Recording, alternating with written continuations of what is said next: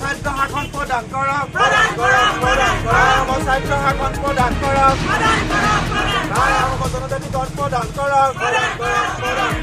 I love Bentley I love Bentley I am মহিলা পৰীক্ষা জিন্দাবাদ I am মহিলা পৰীক্ষা জিন্দাবাদ I am যুৱ পৰীক্ষা জিন্দাবাদ জনজাতিকৰণ লাগিবই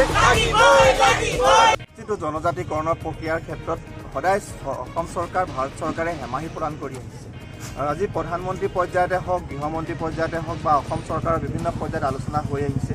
আৰু যিসমূহ আমাক আশ্বাস আৰু প্ৰতিশ্ৰুতি প্ৰদান কৰে সেই আশ্বাস আৰু প্ৰতিশ্ৰুতি কেৱল পেপাৰতে সীমাবদ্ধ কৰি ৰয়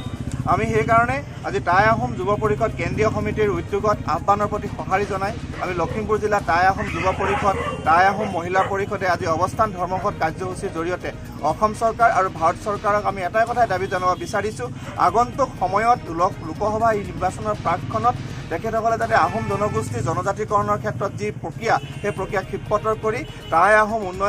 টাই আহোম স্বায়ত্তশাসিত পৰিষদ গঠন কৰক আৰু ইয়াৰ উপঞ্চিও আজি যি কামৰূপ হওক মৰিগাঁও হওক শোণিতপুৰ হওক অন্যান্য নগাঁও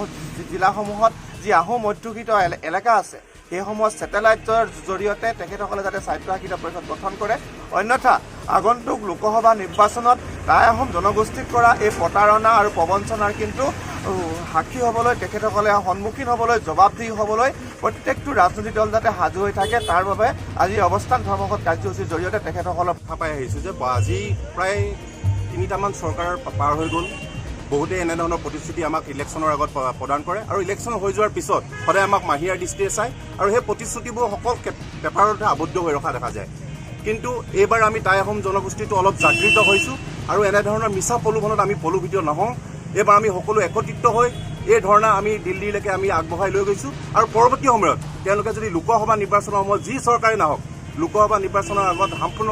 প্ৰতিশ্ৰুতিবদ্ধৰে আমাক যদি এই স্বায়ত্তশাসন প্ৰদানৰ কিছু ক্ষিপ্ৰতাৰে আগবাঢ়ি নাযায় কিন্তু আমি টাই আহোম জনগোষ্ঠীসকলে বিভিন্ন ধৰণৰ কাৰ্যসূচীৰে হয়তো সেই মুহূৰ্তত আমি নিৰ্বাচনত আমি বহিষ্কৃত কৰাৰ বা আমি বৰ্জন কৰাৰো দিশে অগ্ৰসৰ হ'ব পাৰোঁ